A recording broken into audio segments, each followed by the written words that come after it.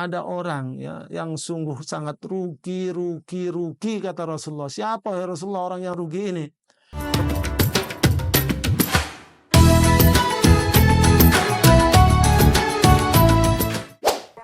Bismillahirrahmanirrahim. Assalamualaikum warahmatullahi wabarakatuh. Alhamdulillahirabbil alamin. Wassalatu wassalamu ala asyrafil anbiya'i wal mursalin wa ala alihi wa sahbihi wa man tabi'ahum bi ihsanin ila yaumiddin, amma ba'du. Pemirsa sekalian yang dirahmati Allah Subhanahu wa taala, marilah kita senantiasa bersyukur kepada Allah Subhanahu wa taala karena kita masih diberikan nikmat yang paling mahal, yaitu nikmatul hidayah. Di antara miliaran manusia yang masih hidup sekarang ini, tidak semuanya, bahkan mayoritasnya tidak mendapatkan nikmat hidayah ini, yaitu hidayatul Islam. Padahal hidayatul Islam ini satu-satunya kunci yang bisa menyelamatkan kita nanti ketika kita dipanggil oleh Allah Subhanahu wa taala di akhirat kelak. Ketika kita akan dihisab oleh Allah Subhanahu wa taala di kampung akhirat kelak, ya, hidayah yang hanya menyelamatkan kita ataupun sesuatu yang hanya menyelamatkan kita saat itu adalah hidayatul Islam ini. Semoga hidayah Islam yang ada pada kita saat ini bisa kita tingkatkan, bisa kita pertahankan, dan akhirnya kita mendapatkan predikat husnul khotimah. Amin ya rabbal alamin.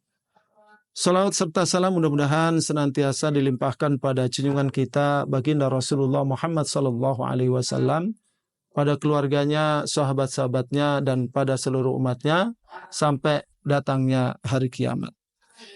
Pemirsa sekalian yang dirahmati Allah Subhanahu wa taala, Allah Subhanahu wa taala berfirman di dalam Al-Qur'an, qala Allah taala, a'udzubillahi minasyaitonir rajim, laqad mannallahu 'alal mu'minina idh ba'asa fihim rasulan min anfusihim yatlu 'alaihim ayatihi wa yuzakkihim wa yu'allimuhumul kitaba wal hikmah wa in kanu min qablu lafi dhalalin mubin. Laqad mannallahu 'alal mu'minin, sungguh Allah telah memberikan anugerah kepada orang-orang mukmin. Idh ba'asa fihim rasulan min anfusihim, ketika Allah mengutus di tengah-tengah mereka rasul dari kalangan mereka sendiri. Yatlu alaihim ayatihi, yang mana rasul ini yaitu Rasulullah Muhammad sallallahu alaihi wasallam membacakan ayat-ayatnya, wa yuzakkihim, dan mentazkiyah mereka, membersihkan mereka, wa yu'allimuhumul kitaba wal hikmah, dan mengajari mereka Alkitab yaitu Al-Quran dan Al-Hikmah, wa in kanu min qablu lafi dhalalim mubin, walaupun sebelumnya mereka berada dalam kesesatan yang nyata. Syahrul Ramadan, bulan suci Ramadan, bulan yang dipilihkan oleh Allah Subhanahu wa taala sebagai sarana yang luar biasa bagi kita untuk meningkatkan kualitas ibadah kita kepada Allah Subhanahu wa taala.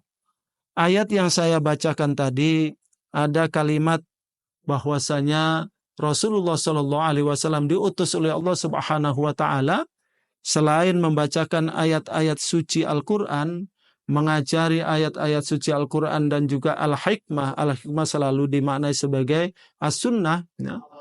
Tetapi juga Rasulullah bertindak sebagai yuzakkihim, yaitu membersihkan mereka.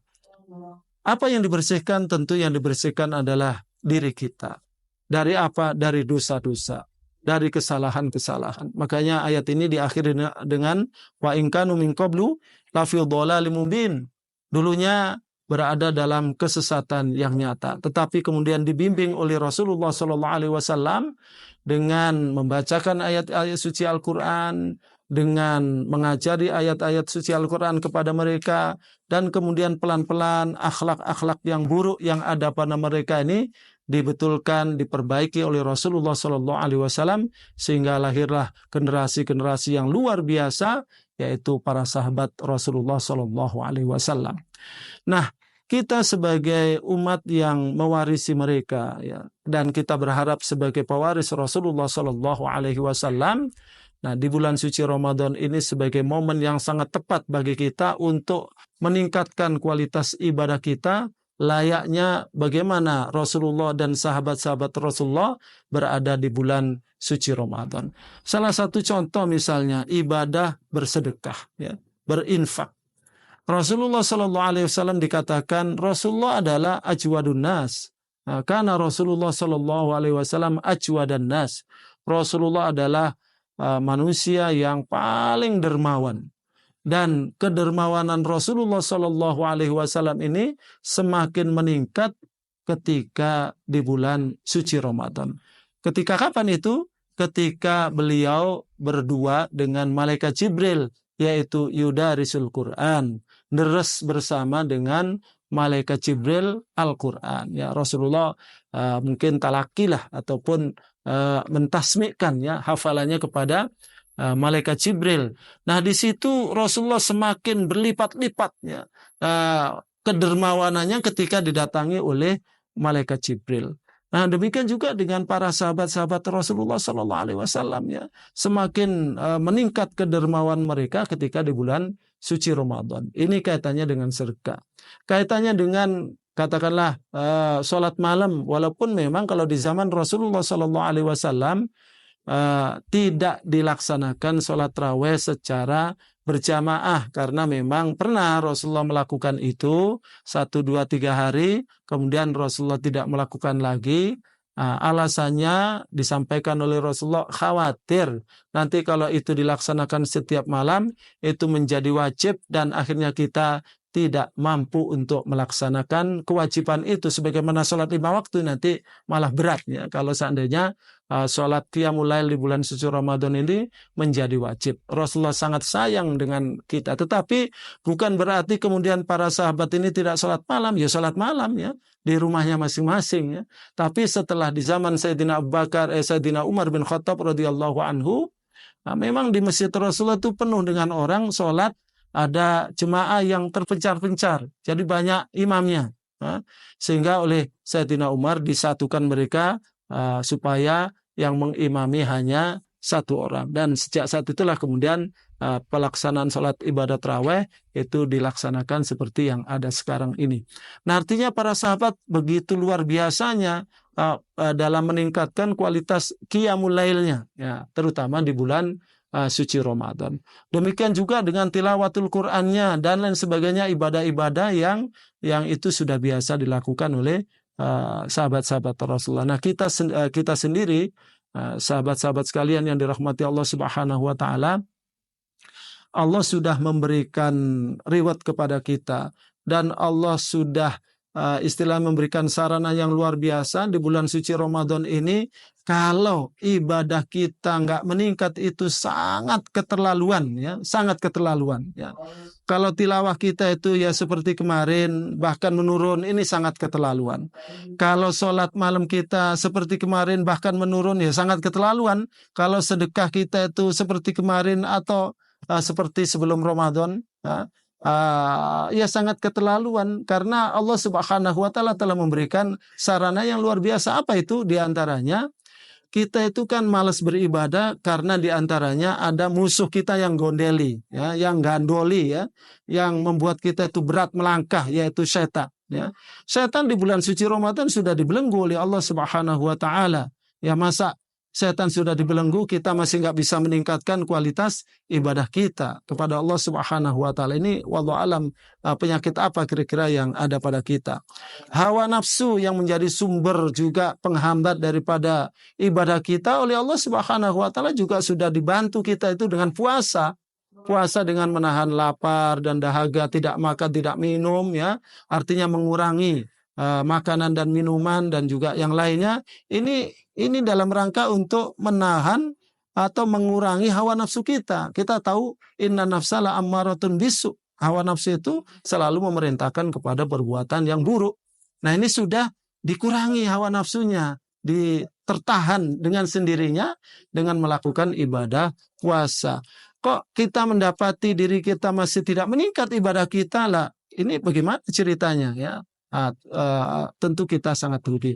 Apalagi kalau kita ingat dengan sabda-sabda Rasulullah Sallallahu Alaihi Wasallam berkaitan dengan fadilah-fadilah yang Allah berikan di bulan suci Ramadan ini, misalnya man shoma ramadhana imanan wahtisaban ghufira lahu ma taqaddama min dambihi. Barang siapa yang berpuasa di bulan suci Ramadan dengan penuh keimanan dan mengharap ridho Allah, maka diampuni dosanya yang telah lalu. Itu untuk puasa. Untuk qiyamul lail juga demikian. Mangqama Ramadhana imanan wahtisaban ghufira lahu ma taqaddama min dambihi. Barang siapa yang melakukan qiyamul lail di bulan suci Ramadan juga diampuni dosa-dosanya yang telah lalu, dengan syarat dengan keimanan dan mengharap ridho Allah Subhanahu wa taala. Belum lagi ada Lailatul Qadar. Dan Rasulullah mengatakan barang siapa yang qiyamul lail pada waktu Lailatul Qadar itu turun, maka juga diampuni dosa-dosanya yang telah lalu. Bahkan Lailatul Qadar lebih baik daripada 1000 bulan, yaitu 84 tahun usia kita. Oleh karena ini kan semuanya istilahnya apa ya, reward, hadiah yang Allah berikan kepada kita. Kok kita nggak mau mendapatkan hadiah ini sungguh sangat terlalu.